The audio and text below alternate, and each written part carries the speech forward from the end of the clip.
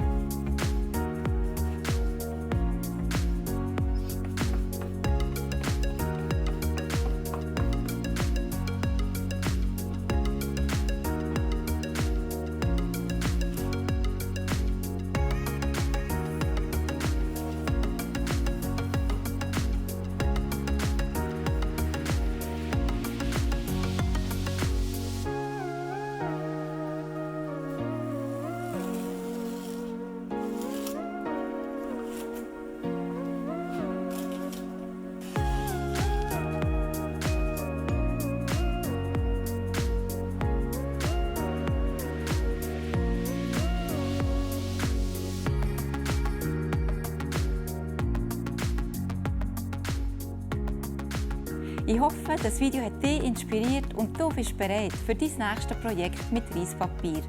Alle Produkte bekommst du wie immer bei uns auf dem Onlineshop www.zaubervolles.ch. Viel Spass beim Kreativsein und bis zum nächsten Mal!